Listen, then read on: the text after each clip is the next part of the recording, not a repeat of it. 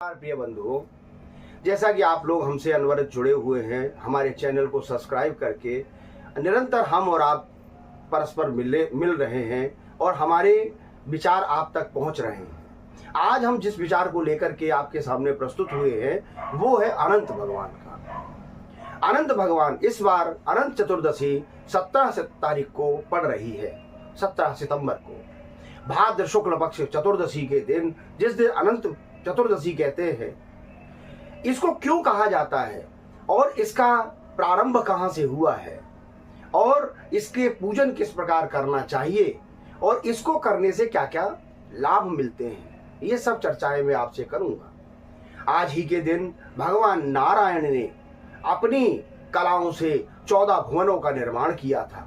वो भुवन हैं तल, अतल, सुतल, तलातल, महातल, रसातल, ब्रह्मलोक, भू, भुव, स्व, जन, तप और मह। ऐसे 14 भुवनों का भगवान ने निर्माण किया था। उन भुवनों के निमित्त ही सूत के धागे में 14 गांठ लगा करके उसको धारण करना चाहिए।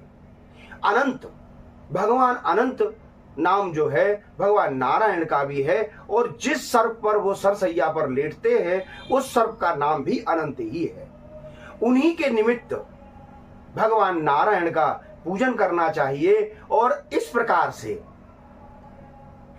सूक्त में, कलावे में, किसी भी धागे में 14 गांठें लगा करके उन 14 भुवनों के निमित्त आप धारण कर सकते हैं। इसमें भगवान सर्प का निर्माण करें, कुश के द्वारा किया जा सकता है या रजत से, चांदी के सर्प हों जिनमें 5 फन हो या 7 फन हो।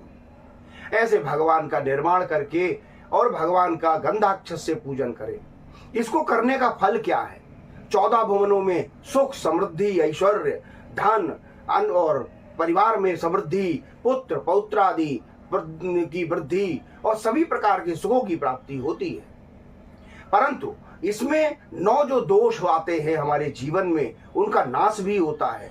रोग, दोष, उपद्रव, राजभय, शत्रु भय, तस्कर भय और 3 जो दोष हैं, भूत, प्रेत, पिशाच, दृष्टि दोष, क्रिया दोष, अन्य दोषों का नाश होता है। दृष्टि दोष में कभी प्रकार के रोग नाश होते हैं। इस धागे को साल भर धारण करना चाहिए, जिससे कि अकाल मृत्यु हरणम सर्व व्याधि विनाशनम, अकाल मृत्यु की नाश करता है और सभी प्रकार की व्याधियों का नाश करता है। तथा इसको बांधते समय भगवान नारायण ने जैसे भगवान बलि की रक्षा की थी उसी मंत्र का जाप करना चाहिए। जेन बद्धो बलि राजा दानवेंद्रो महाबलः तेन त्वाम प्रतिबध्नामि रक्षे माचल माचल।